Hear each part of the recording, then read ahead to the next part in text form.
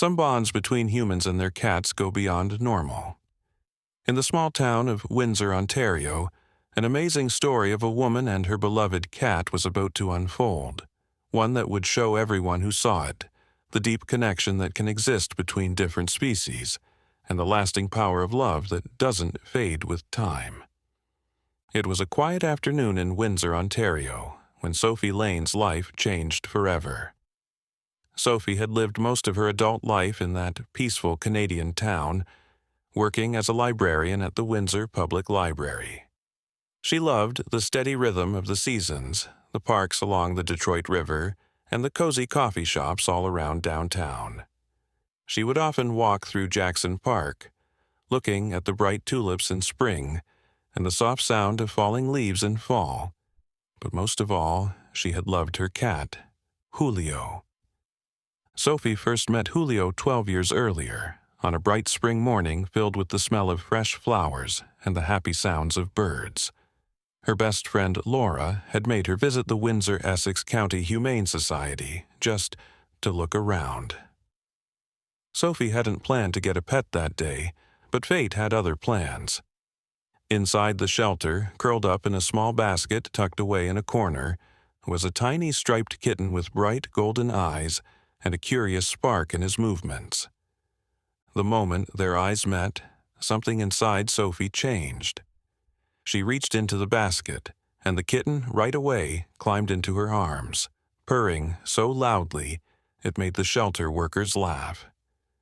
The feeling of that warm, vibrating little body against her chest stuck in her memory forever. Sophie knew, right then and there, that they were meant for each other. She named him Julio, after the wise old traveler in her favorite childhood book, The Journeys of Julio.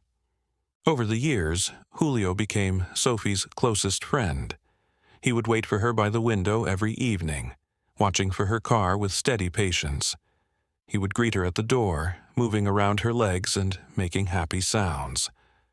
At night, he would curl up on her pillow, purring softly as she read her books under the golden light of a reading lamp. Weekends were their special time, lazy mornings spent cuddled on the couch, with Julio's soft breathing a calming match to the rain tapping against the windows. Sophie took care of Julio with all the love of a true friend. She fed him good food, brushed his striped fur until it shined, and took him for yearly checkups without fail. Following the advice of the shelter, she also had a microchip put under Julio's skin when he was still a kitten, a small act of protection for the future. But no safety step could prepare her for what would happen. One cool October day, when Julio was about 5 years old, Sophie was working in her small backyard garden. The air was fresh, the leaves were golden, and the smell of wood smoke drifted through the neighborhood. She had left the screen door slightly open to carry in some pots, just for a moment. When she turned back, Julio was gone. At first, she wasn't worried. He had walked into the yard before and always came back after a few minutes. But as minutes turned into hours and the sun went down behind the trees, fear grabbed her heart. Her hands shook as she called his name into the cooling evening air.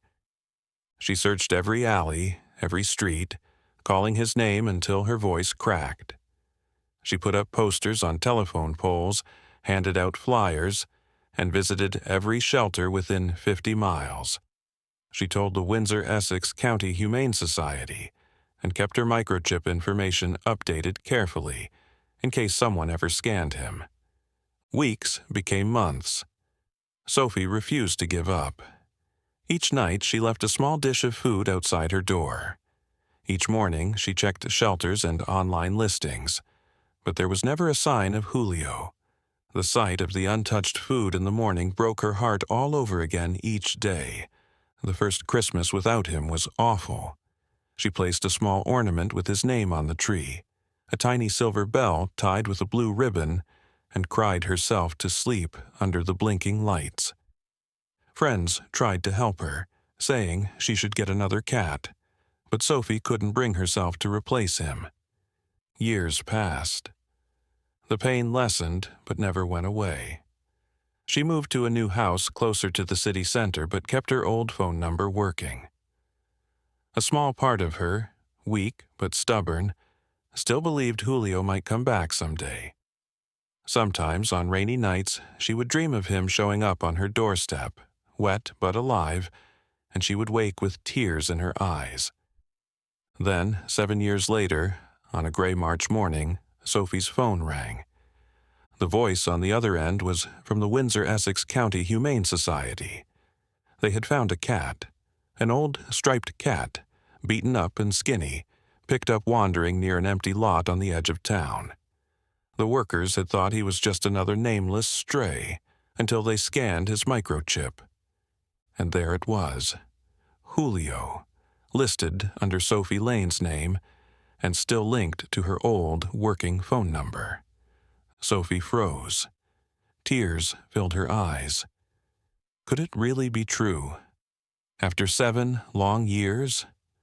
Without waiting a second, she grabbed her coat and rushed to the shelter. The sky outside was letting down a fine mist of rain, but Sophie didn't notice. Her heart was beating too hard. As she drove, pictures of Julio filled her mind.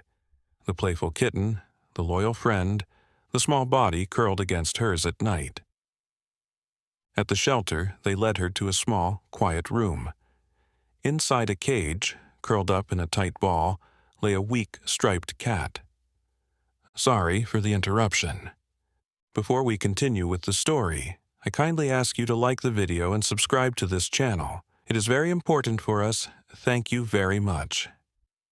His fur was thin and tangled. One of his ears was torn, and his left eye was cloudy from an untreated infection. He looked so much older, so fragile, but when she whispered, "Julio, Zrenia," the cat lifted his head slowly. He sniffed the air, his good eye narrowing as if trying to catch a memory carried on the wind. Sophie's smell reached him before her voice fully registered. A faint purr rumbled in his chest, shaking and weak but filled with knowing. Sophie fell to her knees, crying. She reached through the bars. Julio, trying hard to stand, wobbled toward her and pressed his bony body against her hand, making a series of rough, broken sounds. The shelter staff stood quietly nearby, wiping their own tears. Gently, Sophie picked Julio up into her arms. He rested his head against her, breathing in her smell, as if trying to make sure that it was real. They stayed like that for several long minutes, wrapped in a bubble of feeling that nothing could break. The vet warned her.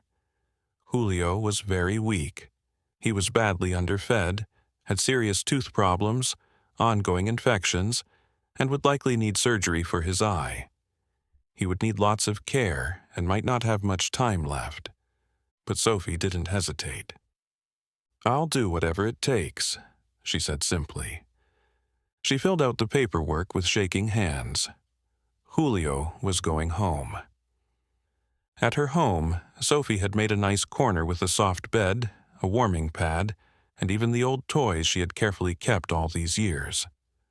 When she placed Julio slowly onto the bed, he curled up with a deep, very tired sigh, as if he had finally found peace at last. The first days were really hard. Julio barely ate anything. Sophie fed him with a small syringe sometimes, helping him to take tiny sips of special extra nutrition food. She gave him medicine, cleaned his infected eye, and sat with him for many hours, reading out loud just as she used to do when he was young. Her voice, once a light of comfort, now worked as his sleeping song through long, uncertain nights. Little by little, good things started happening. Julio's fur began to get its softness back again. His skinny body filled out just a bit. He started responding to Sophie's voice with tiny little sounds and slow, steady purrs.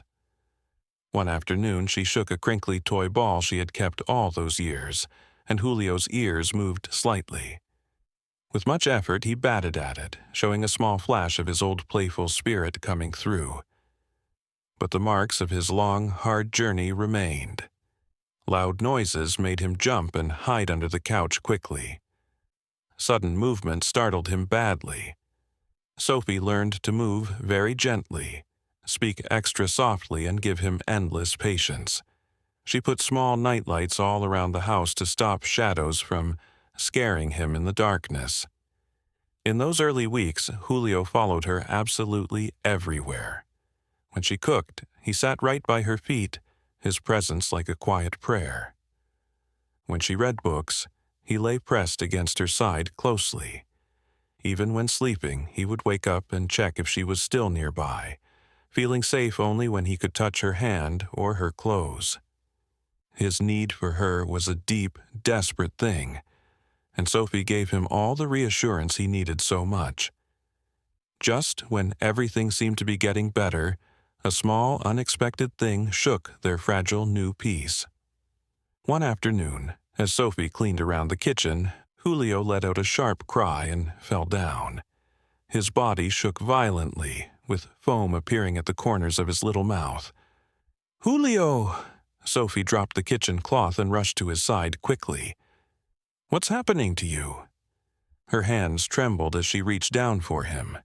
She fumbled for her phone, getting the number wrong twice before connecting with the emergency animal clinic. "Windsor Emergency Pet Doctor, how can I help you today?" came a calm voice on the line.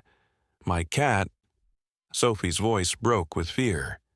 "He's having some kind of fit or seizure. He just fell down. Please, I need help right now." "Bring him in right away," the desk person instructed her. "Doctor, Werner is working today." Sophie wrapped Julio in his soft blanket and raced to her car outside. "Stay with me, Julio. Don't leave me now. Not again, please." At the clinic, Dr. Werner met her at the front door. "I'm Doctor Werner," he said, taking Julio carefully. "Tell me what happened exactly." "He was fine 1 minute," Sophie explained shakily. "Then he just cried out and fell down suddenly. I found him 3 weeks ago after he was missing for 7 long years. After a very long wait, Doctor." Werner came back with X-ray pictures. "Miss Lane, we found something worrying," he explained, pointing to a bright white spot on the film. "There's a small metal piece stuck deep in Julio's stomach area." "Metal? Inside him?" Sophie stared with total disbelief. "Since he was a stray cat, he probably got hurt years ago," Dr. Werner continued explaining. "His body covered it with healing tissue, but it has recently moved position, pushing against nerves and possibly his stomach wall." "Can you take it out of him?" Sophie asked, her throat feeling tight. "Yes, but I must be honest about all the risks," Dr. Werner said seriously. "Julio is old and weakened from his years on the streets. The operation has some big risks." "What if we don't do the operation?" Sophie asked very quietly. "If the metal piece moves more, it could make a hole in his stomach, causing a very bad infection," Dr. Werner explained. "Or it might press against blood vessels, causing more seizures or something worse. Then you have to operate on him," Sophie decided right away. "The death rate for this surgery for a cat in Julio's condition is about 40%, Dr. Werner warned her gently. "And without surgery?" Sophie asked quickly. "Without any treatment?" Dr. Werner stopped talking briefly. "I don't think he would live more than a few days at most." "Then we must operate," Sophie said firmly. "He didn't survive 7 years on the streets just to give up on life now." In the treatment room, Sophie visited Julio before his surgery. He lay in an oxygen box with a tube in his front leg. When she whispered his name softly, his ear moved slightly. "Hey, sweet boy," she said very softly. "The doctors are going to help you get better. Be strong for me, please." Dr. Patel, the surgery expert, came into the room. "The metal piece is located near important body parts," she explained. "The procedure will be very delicate." "Will he survive this?" Sophie asked very directly. "I cannot promise you that," Dr. Patel replied honestly, "but he has a fighting chance. And if we succeed, we'll remove something that's probably caused him pain for many years." Fear gripped Sophie as she saw them take him away. Her heart pounded hard. The waiting room felt like a jail, each minute endless with worry and hope. She held Julio's old blanket close, crying and praying. Hours felt like forever. A nurse called Marcus gave updates. "Doctor," Patel found the fragment, he said first. Later, there were problems. Julio's blood pressure fell, but Dr. Patel fixed it. Sophie just nodded, too scared to ask more, too afraid to hear how close she might be to losing Julio forever. At last, after what felt like endless waiting, Dr. Patel came out, still wearing her surgery cap, eyes tired, but with a hint of a smile. "The surgery was harder than we thought," she said, showing Sophie a box with a sharp metal piece. "This was stuck deep in old scars. It looks like part of a car bumper." "You got it all out?" Sophie asked, looking at the small metal bit that caused so much pain. "Every bit," Dr. Patel said. "We fixed the tissue around it. Lucky there was no hole in the gut. When can I see him?" Sophie stood up right away. "He's in recovery now, Doctor," Patel said. "You can see him briefly, but he's still asleep." In recovery, Julio lay on a warm pad, hooked to screens. A patch of his belly was shaved, showing a clean row of stitches. His breathing was steady. "The next day is key," Dr. Patel warned. "But I feel good about it. His signs are better than we hoped." From then on, Julio seemed lighter in spirit. He moved a bit better, purred a bit louder. It was like, with that old hurt gone, he could start to heal not just his body but his heart. Life grew good again. Sophie met old friends again, smiled more at work, and even spent time with a kind man named Evan, who also helped animals. They would sit on Sophie's porch, drinking tea, while Julio slept in the sun near their feet. Julio, now an old wise cat, would greet her each night with a soft but clear meow. He would sit in her lap as she read, his good eye watching her with love, his paw sometimes touching her chest, feeling her heartbeat. His trust, once broken, had been slowly rebuilt, bit by bit. Each night, Sophie told him the same thing. "You're safe now, you're home, you'll never be alone again." The future was unclear, and Julio was old now, but she loved every moment with him. Their love had lasted through hard times. Now they faced life together. Their love only grew stronger with each challenge. Did you enjoy this story? Have you ever felt the joy of seeing a beloved pet again after a long time? Let us know in the comments below. If you like the story, subscribe to this channel and leave a like. Remember, love never gives up, and sometimes it even brings lost souls back together. Thanks so much for listening. See you in the next video. Have a great day.